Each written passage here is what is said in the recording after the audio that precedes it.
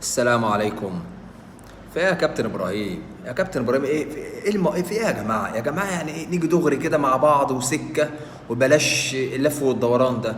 ليه يا كابتن ابراهيم طالع في التوقيت ده بالتحديد وتهاجم وزير الشباب والرياضه وتقول هو ما راحش يدعم الفريق؟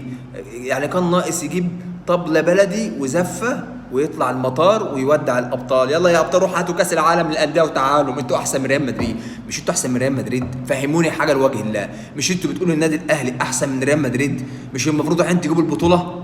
خلاص اما تجيبوا البطوله يبقى نطلع نستقبلكم هنجيب مدافع ودبابات وطيارات ونستناكم في المطار عشان خاطر نستقبل الابطال، وفريق كبير فريق عظيم، وهنقعد نقول كل حاجه. انا يا عم كمشجع بيراميدز هعمل كل ده، بس جيبوا البطوله وبعدين نتكلم.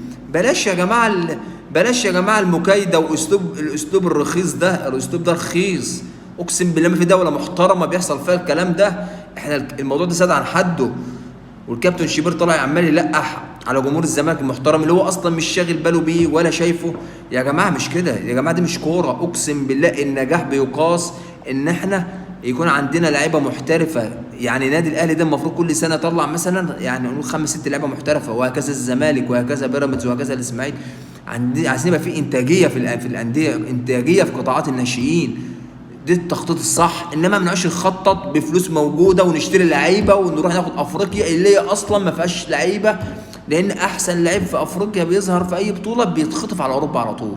فالانديه الافريقيه مش بتفضل على لاعب. اي لاعب يجي له عرض ودي على طول، مفيش عندهم يعني مفيش هزار. اي لاعب يجي له عرض كويس بيبيع ويدور على غيره. هو ده الانتاجيه، هو ده النجاح. انما احنا عايزين نقعد نكيد في بعض ونقعد احنا احسن نادي، اللي مش اهلاوي يا باشا ما بيشجعش كوره، وندخل الموضوع في تعصب واحتقان، والشارع الرياضي بقى فيه احتقان، والموضوع والجماهير الاهلاويه العاقله، اظن العاقلين اللي عندهم نضج كروي مستحيل يكونوا بيفكروا بالطريقه دي.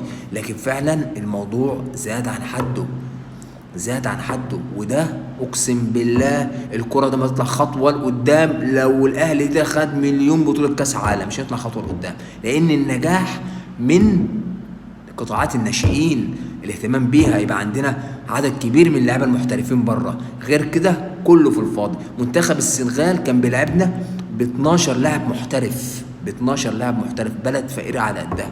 احنا بنضحك على بعضنا، احنا 120 مليون مش عارفين يبقى عندنا 20 لاعب محترف، او اقل حاجه يكون عندنا بره 1000 لاعب محترف وكواليتي عالي جدا. يا جماعه بالله عليكم شهروا الكلام ده، والجمهور المحترم يشهر الكلام ده لوجه الله، لعل حد يسمعه.